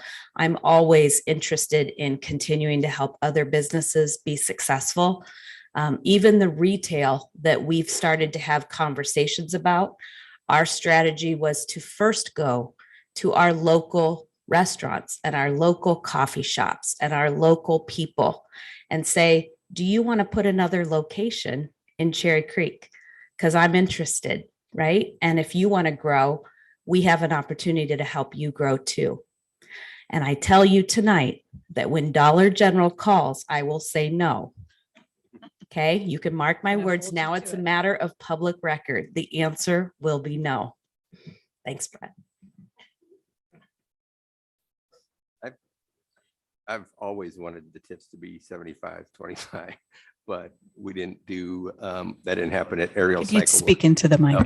That didn't happen at Aerial Cycle Works. And so things have kind of changed with inflation and everything that's going on. So we've got a couple of apartments developers through, and I think we need a housing developer to get through as well.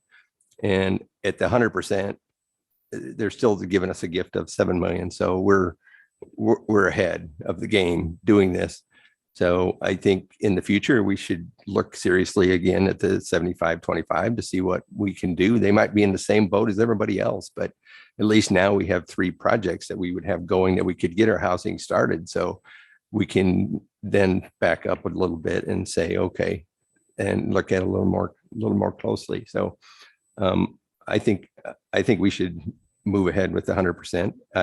With Evan, I don't take it lightly. I think that we're going to have to look, and we have a couple of years, but we need to start looking at it now, because nothing will affect us for a couple of years while the houses are being built, and we wouldn't have had that money anyways, right? So I think, you know, with the mayor and the city council, we got smart department heads, we got smart chiefs, we got a lot of smart people in this town that we can figure out what we need to do, I think, to make this up. I don't think any of us are going to take it lightly, but if we don't pass this at 100%, then we really have nothing. Because if I was a developer, I wouldn't go forward, you know, without having at least an understanding. They're taking all the risk, right? What can happen? That assessed values could go down. That means less taxes. You know, appraisals, the same thing. You know, your appraisals could go down. Interest rates could go up.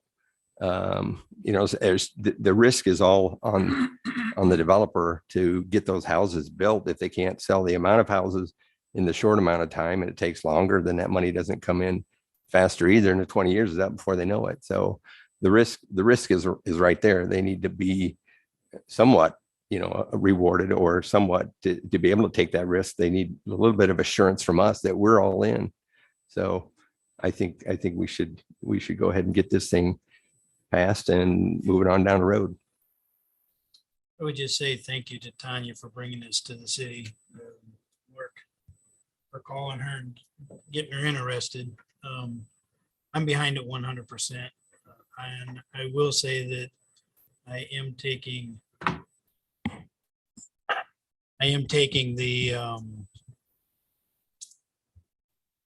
cost of the city very seriously. What's there, what we have to do. But I agree with Don that we need to probably come back looking at 75-25 on some of our other stuff that might be coming down the road.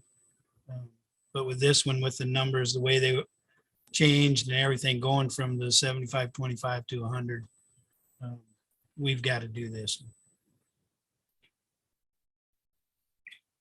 I do know that Clerk Treasurer Geary had asked me about some comments I had made back in, I believe, November, when this first came before us, and I can't remember yesterday, let alone back in November, but he did have the printout, and I looked at it, and I remember commenting on, well, I don't remember it, but I read it, about how this would be a 75-25, and that we would be able to use some other funds for public safety and whatnot, which again, my reference on that would be for brick and mortar type stuff.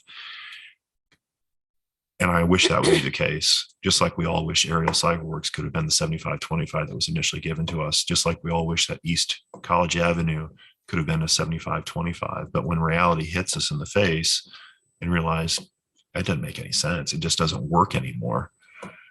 And so, you know, we have to revise that. I mean, shoot, we all wanted I think, trying to remember, we all wanted 75-25 for Aerial, and he ended up getting 100%. That passed this council 6-0 because I abstained. But that did pass unanimously because he asked, just give me the money that I'm generating. And I think that's very similar here. I don't think he was going to give in essence, a $7 million loss or gift to the city and infrastructure, as this development's proposing to give us. But still, I think the sentiment is the same. And I would just reiterate that I think the risk is somewhat shared, even though they may be taking a first financial risk. But again, the risk becomes, do we spread ourselves too thin? But I agree that sometimes you have to take risks. I mean, again, we've said we unquestionably have a housing need, and this is unquestionably an exciting project, but it's not without risk to the city as well. Yeah. We 100% agree. Yeah, I would say that to Tanya Detweiler, one, my apologies. I've not been able to get back to you. It's just been traveling and it just hasn't worked. But I'm glad we heard a little more and saw the presentation. I'm reading the book right now. It's called Long Life Learning. And this book really talks about the jobs that don't exist and that don't exist yet. And it's really helping us, I think, or the readers, trying to help the reader think about sort of the demographics. So I was really pleased that Goshen Community Schools did the demography study. And it's showing that, you know, we are going to be a country that will not grow very strong in the next 20 years in terms of population, where there will be certain groups of communities that will grow and others that won't. And so I think the interesting thing for us as a city and as in our future is the demographics of this community and who's moving here and what are they bringing to our community and how will they contribute. And so I do think of these 20,000+ workers who are coming into Goshen.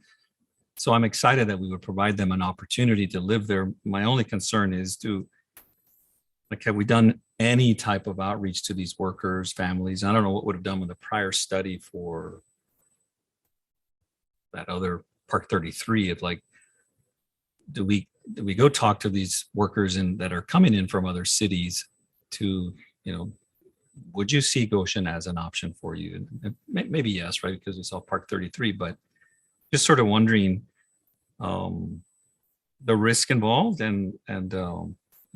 it's a very exciting project. And I mean, if we pass this tonight or if we hold off for a little bit, we're just going to incur a lot of risk. And that's the concern of how do we pay for that gap that the developer won't be able to pay. And, you know, we've got firefighters that we're going to need to bring in. We've got police officers. We've got a number of things that the former mayor listed in his email to us, which thank you, former mayor. It's a new day. It's a new mayor who's got to make these, present to us the options. So concerned with the risk, but also know it's a very exciting project. So I'm not. Yeah. I'm glad you mentioned the Park 33. Yeah. Mark or Becky, please correct me if I'm wrong, but that was supposed to be a 2 or 3 phase project. 2 phase.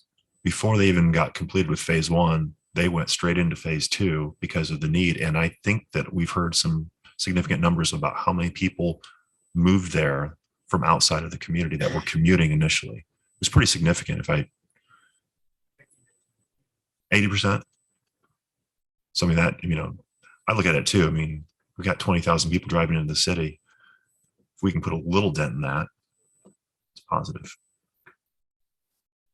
And that data would be something that the state legislator is referencing too, as they're developing this proposed legislation that's now available for the residential TIFs too, is the demographic shifts and the need for housing too.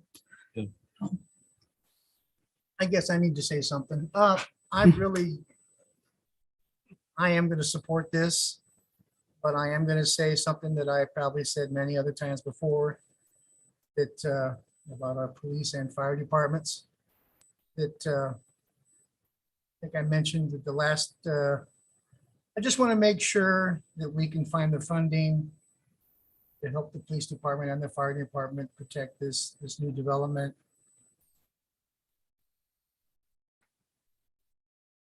And that's about it. That's very important to me, that those 2 departments really don't get burdened by this. And it's, to me, that's almost the most important thing, as far as, you know, we talk about safety, public safety and stuff. That needs to be a very important part of this, that the police and fire are able to protect this new area without without extra burden on them. You just need to support those guys. And that's what I've said all along. And I'm going to keep saying it.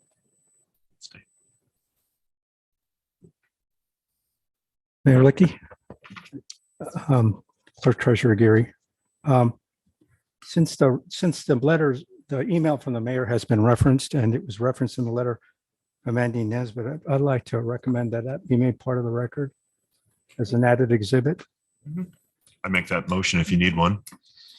That would be great. I don't know that it needs a motion.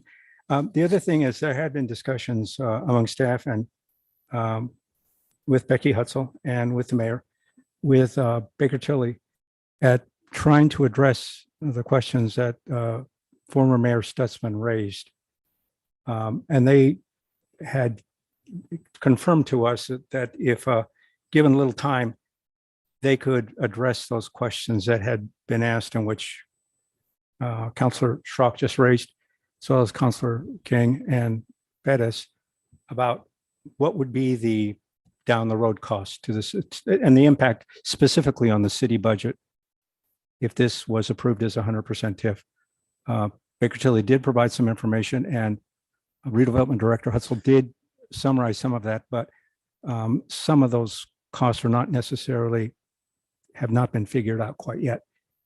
And so that, I believe, was behind the mayor's indication that one of the options tonight would be to continue to the next meeting so that the council could get that added information on the impact on the city budget if the 100% TIF were approved. Did we happen to do that? I don't believe we did that for either of the other developments that we've already done. I'm not sure. They may not be as big as scope, but There was a tabling. There was a tabling of one of them, wasn't it? that Baker. Oh, you're talking about that. Sorry. Yeah. Yeah, sorry. The question was more related to the size and scope of this particular project, whether the council felt we had adequate information to move forward at this time. So the only time when this type of analysis is completed is when we complete annexations. And so that's the fiscal plan we just looked at for the East College project. Because this is already in the city, it's not something that would be analyzed. But our legal department has a form and they have a formula that they update annually. In looking at it, there's a cost of $470 per parcel for police annually. For the fire department, it's $430 per parcel. For road mileage, it's about $47,000 per road mile. Within this development, there's just over 3 miles. I think that that is an analysis that would be comparable to what we do for an annexation. That's something that we could generate. At this point, the subdivision is not finalized, but my assumption is that the condos are each on one parcel. So each building is one parcel and then all of the rest of the individual homes. I think that's something we could get to fairly quickly. In talking with Baker Tilly, this is not a typical analysis that they do, partially because residential TIFs are new, housing projects like this are new. It would take, in talking with Jason Semler, who works closely with redevelopment, probably 6 to 8 weeks. It would take a lot of talking with staff and making sure they understand the expenses that coming into that. If that is something the council desires, we can proceed with that. Either option. I think the reality though is, you know, that there is a cost. I think as a commission, we've always been committed to working with other departments to offset that cost in other ways. I think we're committed to doing that in the future, continuing on, but we can do as the commission wishes or the council wishes. 6 to 8 weeks. Yes.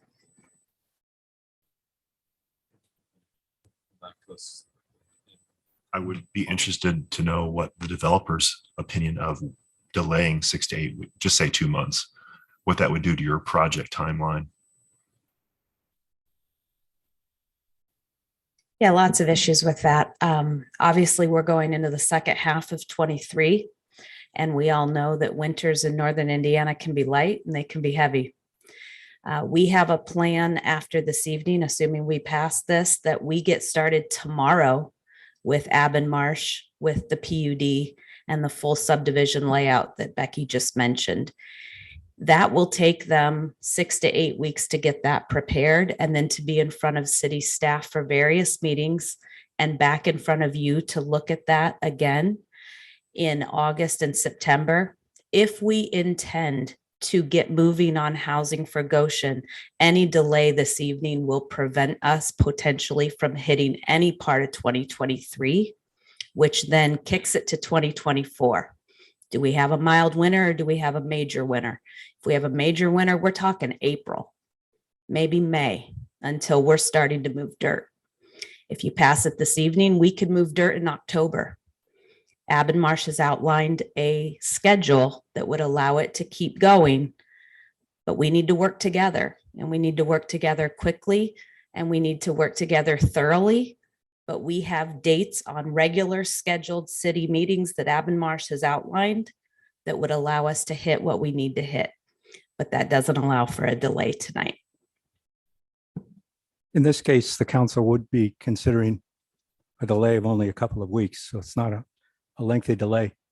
And again, it would allow the response to the former mayor's very strong recommendation that 100% TIF will not be sustainable to the city's budget. And it only seems reasonable to just make some kind of check about that. I have a question. How about, can we do both simultaneously? I mean, can we pursue, if we move forward tonight, but also pursued that information, that would just, at least we would have it? I think it's How does reasonable anybody- to say getting that information is important to have, but I don't think it should delay this process. I think we can all agree there will be costs. I think I mentioned Exactly. this early on. If we're serious about growing Goshen, we have to accept the fact that there's cost, and we have to do the work behind the scenes to be able to cover that. If we're not serious about growing, let's kill this project now. Right. My question is I it agree. of benefit to future council, to whatever, just to kind of get ducks in a row for saying, yes, we do. I agree. Yeah. Okay. That we would do both. 'Cause I think you said do both simultaneously. I don't think Yeah. that's a bad idea to whatever I guess extent. my That makes sense to my question, Becky, would be, you can do this in-house as well as Baker Tilly, or as close as? The numbers that you gave us, are they going to be different than what they're going to give us at a ballpark? They're going to cost a lot more. They're going to have to learn maybe a lot more about our police department and our fire department and our street department to understand what cost to factor in. I mean, it's the formulas that we have are what we use for an annexation. So my question would be why, if for an annexation, they're good enough, but for this, they're not? I wouldn't want to spend the money. I wouldn't either. Yeah. I mean, we If already they're use that. good enough, if you have a formula to use, yeah. And let's Correct. just use that. But I don't think that we should table this tonight for that. Becky, could you clarify, please? Richard brought up a question about this, if we were to table, the intent was to think about tabling it until July, but what you're saying is, in talking to staff, it is not actually possible for them to have that prepared in time for the July meeting. If we are delaying it for Baker Tilly to develop an analysis, it will not be ready by July. If the in-house analysis that we use for annexations is sufficient, we can get that soon. I mean, within probably a week, we can develop that and provide it. Which you're saying would look at this, the per parcel, per Correct. police officer, for Correct. fire, for, yeah. Thank you for that clarification. Did anyone propose that we tabled it for that? I wasn't sure. I mean, we didn't have a motion to that effect, right? We're No, just we have talking. not. That's what I thought.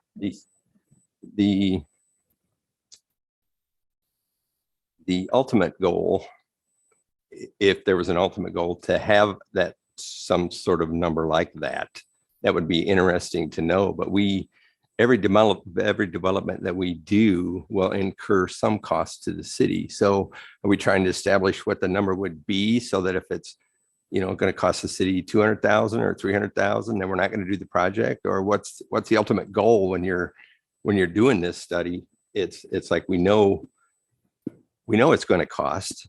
Every time we look at something for, developments, nonprofits, anything's going to cost us money, right? Their tax structure is a little bit different than the developer's tax structure. So are we going to have that analysis done too? I don't know where we would stop. I think that we can figure this out, and we can work through that.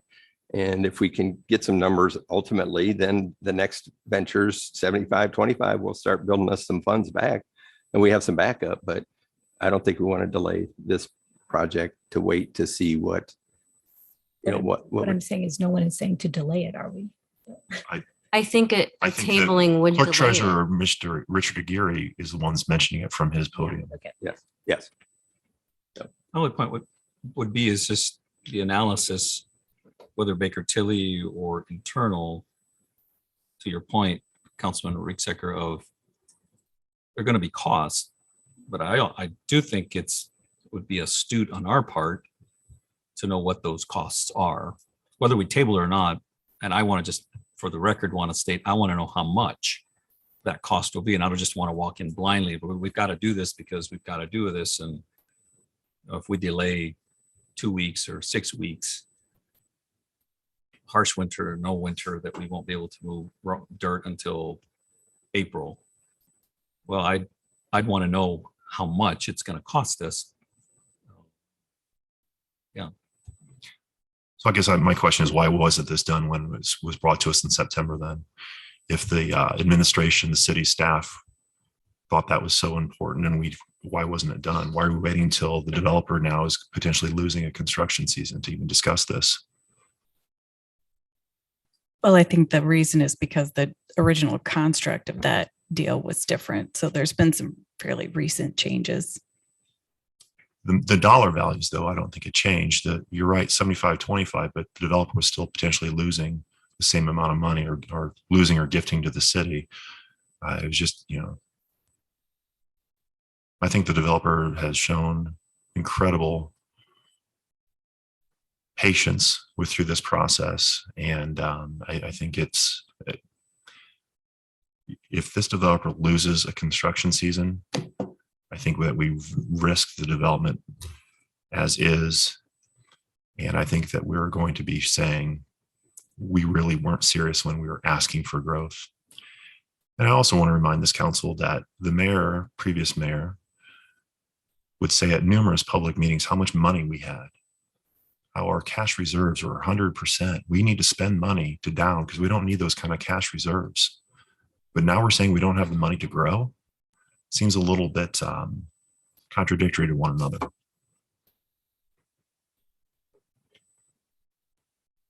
There's a lot of steps in this whole process, as we know, as we go through TIF processes. And as each one comes up, I'm like, oh, I remember we have to go to this, to this, to this. And I think that for developers having to work with the city, it's an arduous process. And it's a lesson in patience for the developers to have to go through this and to ask for money from the city. But my point is, there's a lot of steps we still have to take. And to delay this when we know that there's far more steps down the road, we can still get those numbers going forward. I think it's important to get those numbers going forward so we know what's going ahead, but I don't think that it should slow the process.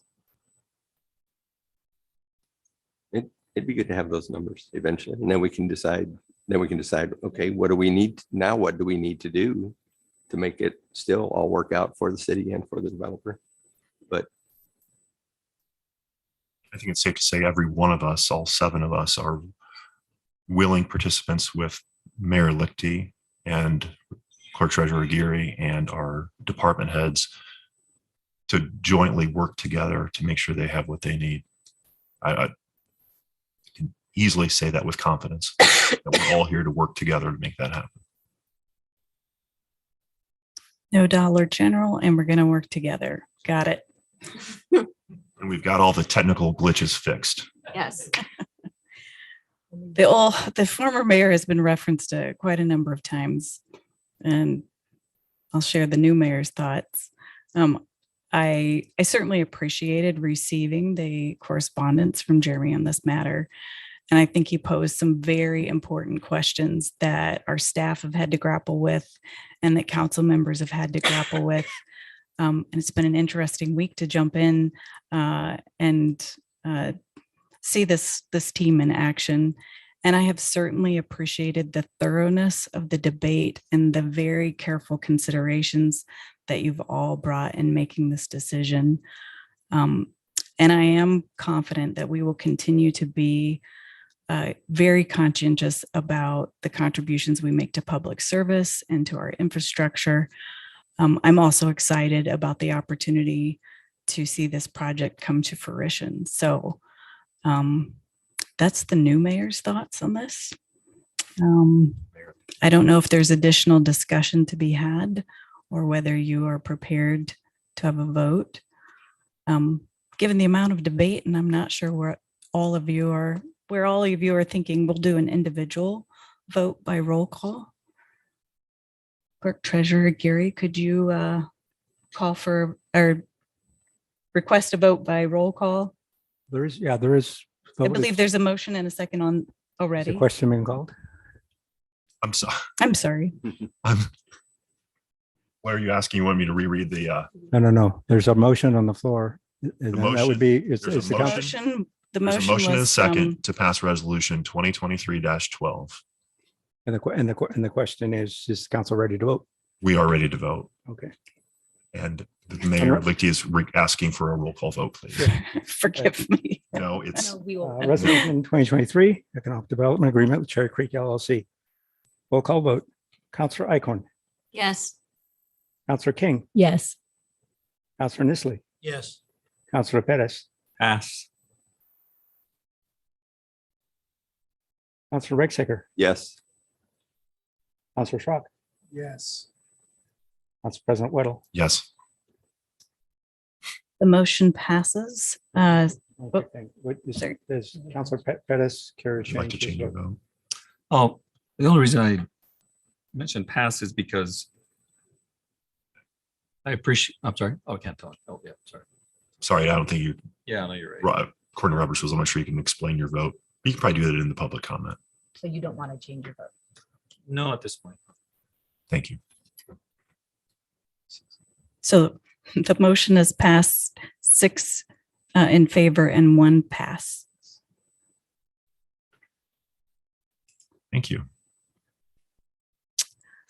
Can I make a comment? Elected officials report. Yeah. I'm just going to call for the elected official reports. Please do. I was just saying, Councilman Perez, pass just thank in you. terms of, yeah, I'm excited about the project. I just had not had an opportunity to speak to the developer and felt just for my own sense of what's going on here with the new change and the law change and not knowing the full costs, right? So I am just wanting a little more time for me, and I'll do that work with the developer hopefully this week. And but yeah, thank you. Thanks. Are there any additional reports from elected officials? We had a traffic commission meeting last week. Probably the biggest thing that came out of that was a recommendation to Board of Works. If anyone doesn't know, the traffic commission doesn't get to make any decisions. We just give recommendations. Board of Works makes all the final decisions, but there was a recommendation that came out of traffic commission to install a 4-way stop at the intersection of 8th Street and Pearl. Thank goodness. And that has to do with the school system changing that school to a career center. Thank you.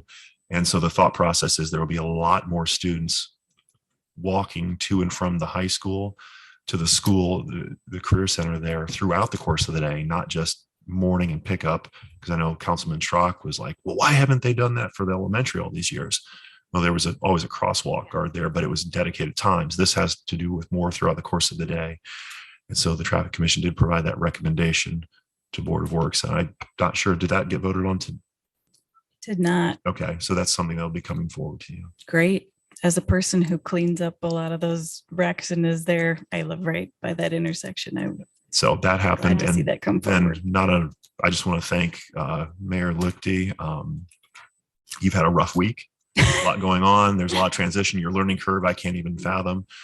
But I think, again, I can safely say that all 7 of us are here to help answer any questions and have an open dialogue whenever. Thank you. Now, I have a traffic question. Can you tell anything about the flashing lights at College and Main?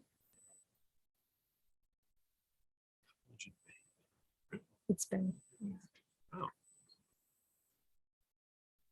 So we reported that issue this morning and I saw NDOT out there. So it's an NDOT signal and they were out replacing a controller that I saw. And then I will follow that up by congratulating you and welcoming you. And it is a big deal to have the first woman sitting up there. And I feel privileged to sit here and witness it. So Welcome. Much appreciated. I have had a lot of individual conversations this week with numerous people, and the questions that came up and everything concerning this was just, I thought it was awesome because everybody was taking a lot of thought into this and making sure that it is the right way to go. And so we had, like I said, I had numerous conversations, and I appreciated every one of them. Anybody that reached out, anybody I reached out to that also responded to me. So thank you all. I did have a individual reach out to me via snail mail.